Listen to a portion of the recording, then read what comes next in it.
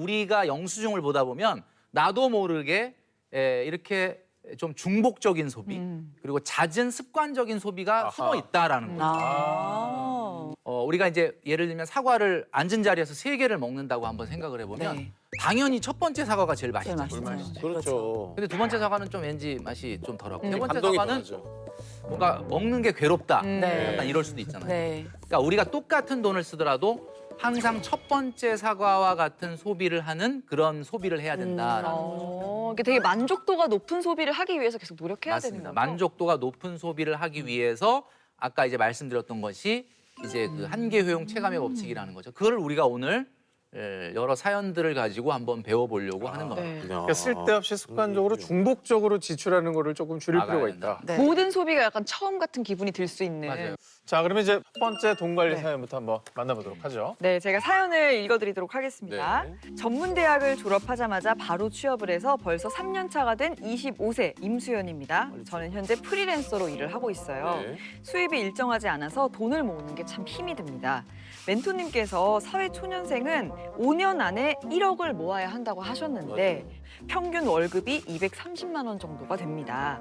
이제 겨우 2천만 원을 모았습니다. 5년이 되려면 앞으로 2년밖에 남지 않았는데요. 저 같은 경우에 기간을 얼마나 설정하고 월급을 어떻게 설정해야 생활에 타격이 가지 않게 1억을 모을 수가 있을까요? 네.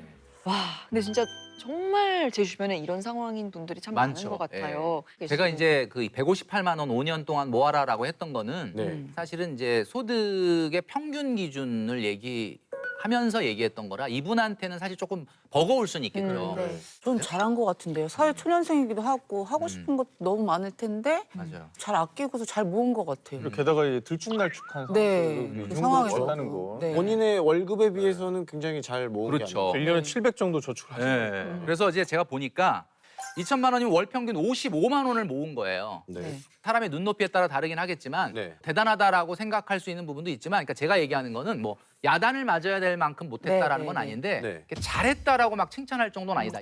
사실 이 프리랜서잖아요. 네. 네.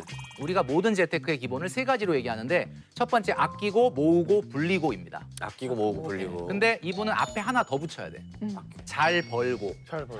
고소득. 잘 벌고 아끼고 모으고 불리고가 더 중요합니다. 수입을 무슨 늘려야 되는 얘기냐면 거구나. 이분이 가장 중요한 재테크는 자기의 소득이 확고해지고 성장하는 것이 가장 중요하다. 이게 가장 큰 재테크예요. 야, 이건 또 생각 못했네. 예. 가진 돈을 어떻게 잘 아낄 것만큼만 그렇죠. 하기 때문에 이게 이제 버거운 거거든요. 맞아요. 네. 230이라고 하는 소득은 아까 얘기했던 것처럼 뭐 최고 맥시멈으로 해봐야 7, 80 이상 저축은 못하지 않습니까? 네. 그러니까 이거는 한계가 있는 거다. 그래서 이거 어떻게 할까?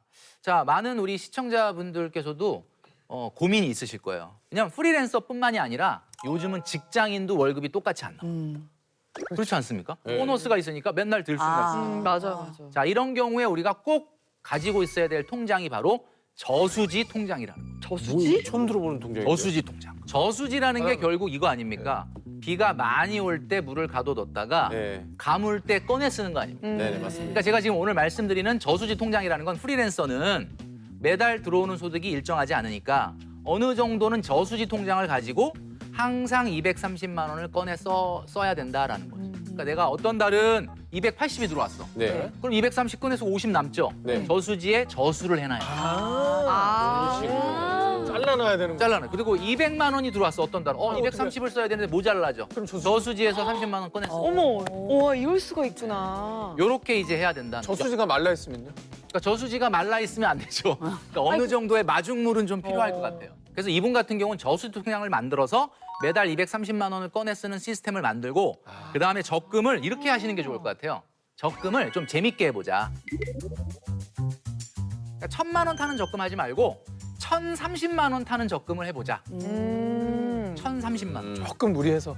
얼마냐면 85만 원 저축하면 1,030만 원이 나오는데 왜 1,030만 원이냐면 만기까지 딱 1,030만 원을 찾을 때 네. 1년 동안 고생한 본인에게 30만 원의 리워드를 하는 거죠. 와. 선물 내가 나에게 주는 선물. 30만 원 뭐 하실 것 같아요? 1년 동안 내가 고생한 딱 1,000만 원 만들었어. 네. 다시 집어낼래요. 다시 오, 100점, 100점.